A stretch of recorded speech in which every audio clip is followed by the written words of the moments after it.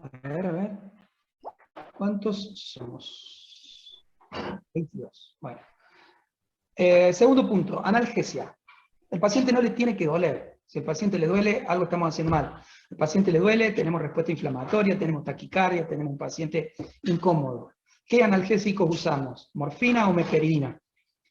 Podemos usar tramadol, podemos usar bloqueos epidurales, pero nosotros usamos meperidina o morfina. A pasto, a lo que dé. Tenemos que hacer morfina para que el paciente calme el dolor. No les voy a decir las dosis, que ahí están, pero en realidad nosotros ponemos 3 ampollas de morfina en 100 mililitros y le ponemos la bomba a 4 mililitros hora, o le hacemos rescates de morfina con la jeringa, diluimos la morfina en una ampolla en 9 partes de solución y le hacemos de a 3 o 4 centímetros. Pero lo importante es que el paciente no le duela, y a veces están con la bomba y a su vez con los rescates. Tercer punto, la nutrición. Tenemos que restaurar la alimentación bioral tan pronto sea posible. Ahora, no puede comer por boca a un paciente que le duele. Y el dolor es un dato de que el paciente no puede comer.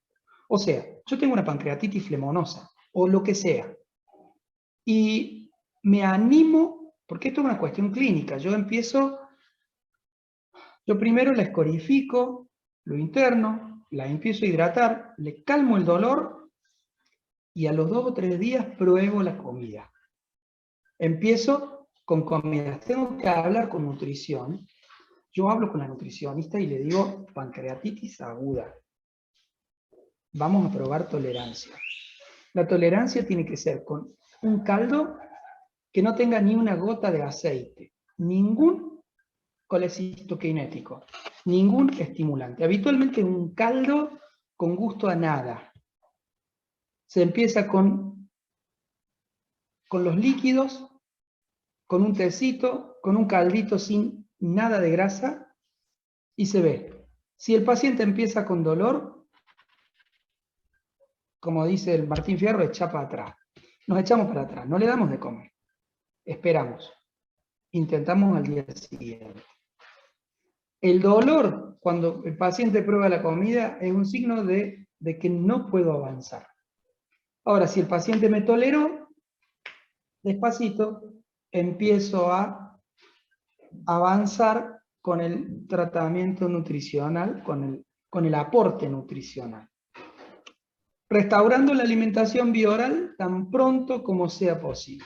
Ahora bien, yo veo que el paciente le duele, que el paciente no responde, lo antes posible, no más allá de la primera semana, tengo que instalar una vía nutricional alternativa. Opción A, nutrición enteral. Bueno, pero ¿cómo nutrición enteral si me está diciendo que por boca no puede comer? Tengo que poner una sonda nasoyeyunal.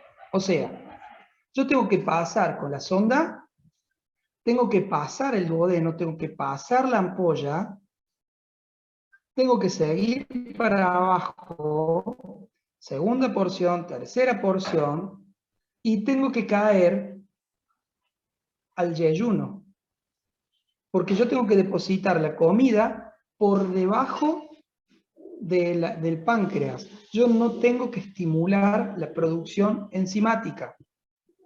Entonces, opción 1, pongo una sonda nasoyeyunal y alimento por sonda nasoyeyunal.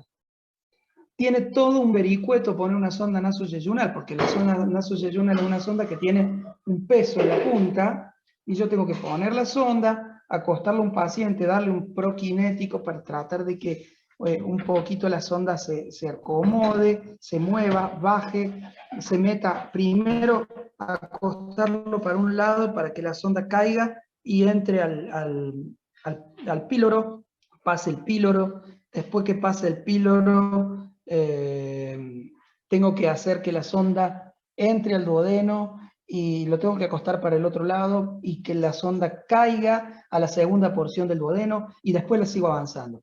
Y si no la puedo poner así, la tengo que poner por radioscopía. Es muy complicado poner sondas, pero nosotros las ponemos. No es la sonda nasogástrica común, eso es lo que quiero que entiendan. La sonda nasogástrica llega al estómago.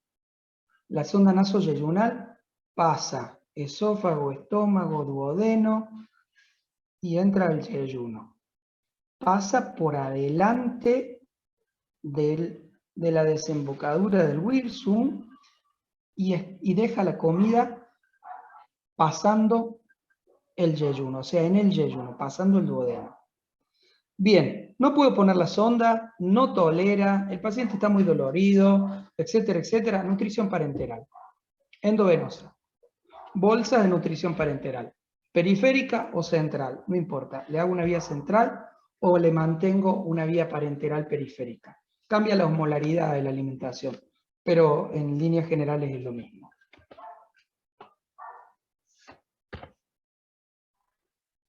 Evaluación nutricional dentro de 48 horas. Esto, formular una intervención nutricional apropiada. En la pancreatitis aguda leve, el inicio de la alimentación vía oral se da a las 24 o 48 horas, como les decía. Tipo de alimentación sólida, baja en grasas, rica en hidratos de carbono y proteína. En realidad baja en grasas no, libre de grasas. En la pancreatitis aguda moderada, preferiblemente la vía oral se trata de iniciar. De no poder iniciarse el tercer o cuarto día, se recomienda colocar sonda nasoyeyunal. Y en las pancreatitis agudas graves, cuando nosotros decimos sin necrosis, administramos, no, estoy hablando sin necrosis, no, tipo de sonda nasoyeyunal, en realidad. ¿Qué es esto? Tipo de NS. Se recomienda iniciar. ¿Qué es NS? SN. Iniciar por... no es sonda. Bueno, se me perdió lo que quiere decir esto y no me lo acuerdo. Pero bueno, se los digo yo, no importa. En la pancreatitis aguda moderada tratamos siempre de alimentar por vía oral. Si no podemos alimentar por vía oral, elegimos o ponemos una sonda nasoyeyunal o iniciamos nutrición parenteral. Si la pancreatitis aguda es aguda grave, nosotros sabemos que este paciente no se va a recuperar rápido. Tenemos un paciente, imagínenselo, con una pancreatitis aguda grave, tiene una bomba que le explotó dentro del estómago, adentro del abdomen, tiene necrosis por todos lados, tiene colecciones pancreáticas, que esas colecciones después se pueden abscedar o no. Es un paciente que está chocado, que está en falla multiorgánica, que está con inotrópicos, que está en respirador. Ese paciente no va a comer al cuarto día. Y yo necesito que el metabolismo exagerado que estoy teniendo, el consumo metabólico exagerado. ¿Qué pasó? Sí, muchas gracias. Sí, tipo de soporte nutricional. Perfecto. Bueno, está perfecto. Fíjense, acá dice, se recomienda iniciar soporte nutricional, nutrición enteral, siempre y cuando se pueda poner la sonda. Y tipo de soporte nutricional, nutrición enteral, polimérica, por vía gástrica, y forma no funciona, va a la parenteral. Si tenemos trastornos hemodinámicos, el paciente va directamente a la parenteral. Si tenemos falla multiorgánica, el paciente va directamente a la parenteral. Porque, a ver, si ustedes entendieran desde el punto nutricional a los pacientes, cosa que la mayoría de los médicos nos olvidamos de valorar. No es nuevo que ustedes ingresan un paciente al hospital con 70 kilos y se va después de 30 días de internación con 45 kilos. Y ustedes dicen, ¿cómo perdió? De 70 kilos a 45 kilos en un mes.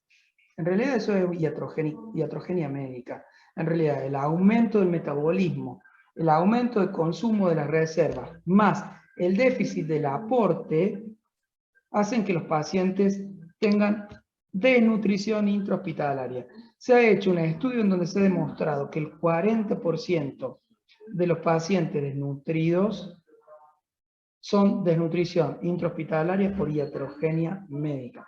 Y el 80% de los pacientes críticos se desnutren dentro de los hospitales. Los pacientes con pancreatitis aguda, si ustedes le sacan el gasto energético basal, que es el gasto energético metabólico del organismo, que se puede calcular a través de calorimetría indirecta o a través de la fórmula de Harris-Benedict, yo puedo saber que yo saco un Harris-Benedict para mí,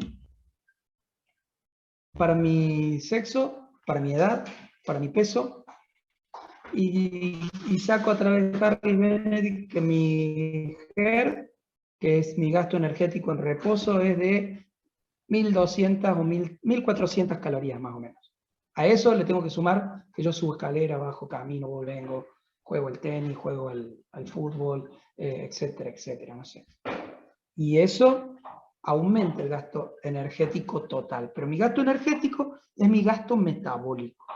Cuando a ustedes les hablen de gasto energético basal, es solo gasto metabólico. O sea, no están sumando en el gasto lo que hacen ustedes durante todo el día. Si suben, bajan escaleras, juegan al tenis o no, etcétera, etcétera. Es solo el gasto energético. ¿Cómo hace la célula para vivir? A través del consumo de qué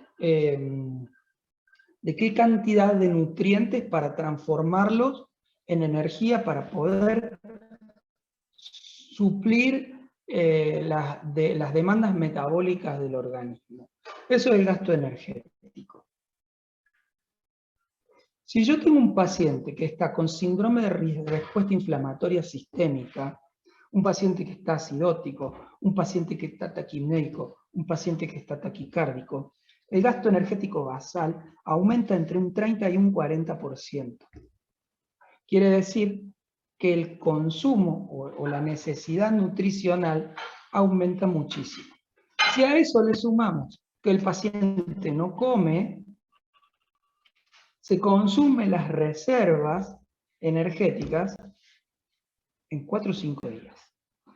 La reserva de glucógeno desaparece a las 24 horas en un paciente crítico que no come. Por eso es tan importante la administración rápida de la nutrición, para evitar que el paciente entre en catabolismo. Por eso es que, si yo tengo una pancreatitis BISAP 0, voy a intentar a las 24 o 48 horas que coma por boca. Si tengo una pancreatitis aguda o moderada, voy a intentar que come. Si al tercer o cuarto día no come, voy a buscar una vía alternativa. Si tengo una pancreatitis aguda grave y no tolera por boca y tiene dolor, o tengo una pancreatitis crítica, le voy a poner una vía central y le voy a meter nutrición parenteral total y le voy a dejar el aparato digestivo en absoluto reposo.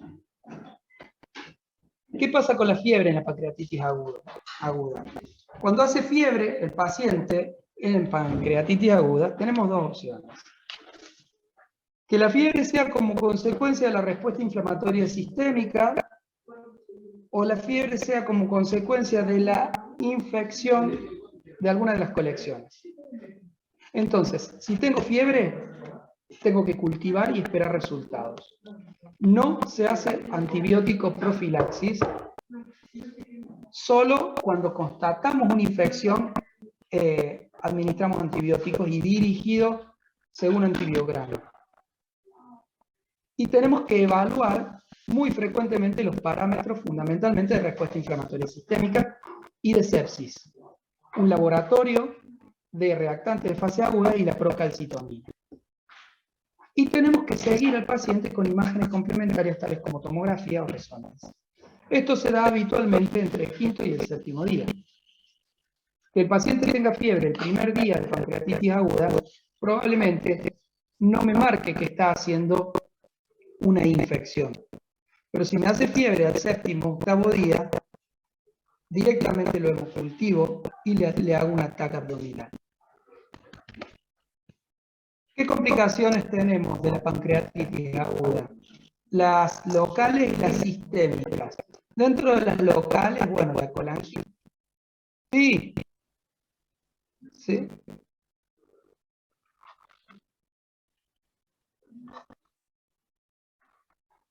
No, es que el laboratorio de pancreatitis aguda se hace diario.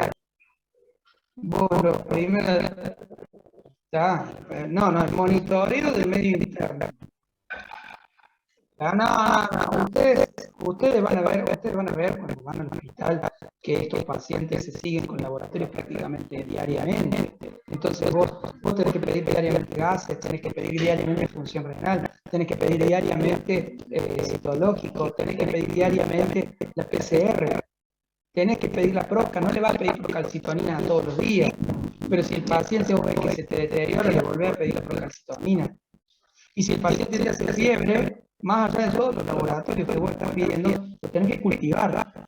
Y yo te digo, tratamiento antibiótico dirigido, sí, pero vos no puedes esperar muchas veces 48 horas a tener el cultivo, que te diga qué bicho tiene. Vos lo empezás a tratar con antibiótico, pero vos le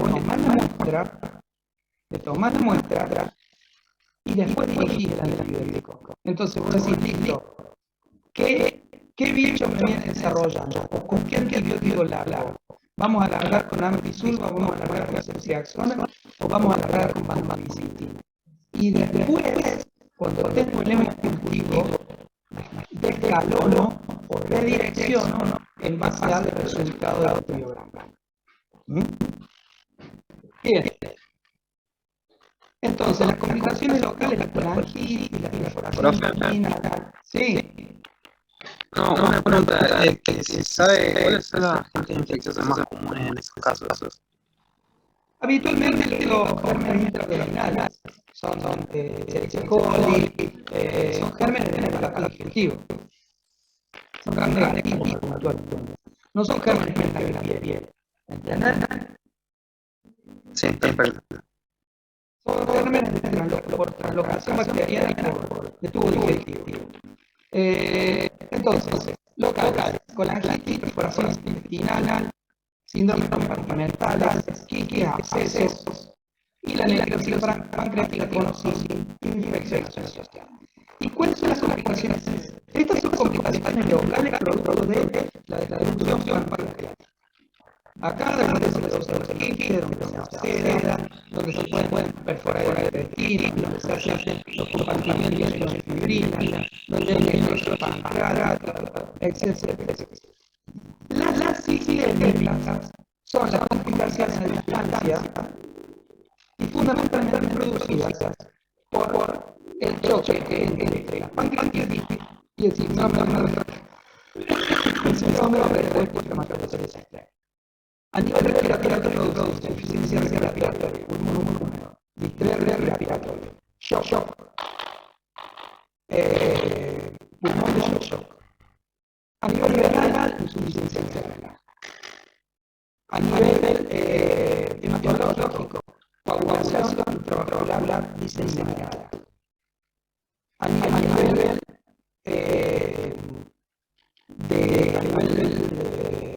hemodinámico, shock diuretivo. Esto es lo más importante que ustedes tienen que tener. Puede producir insuficiencia hepática, trastornos de la coagulación que van a determinar el consumo que queda rápido y coagulación intraocular diseminada.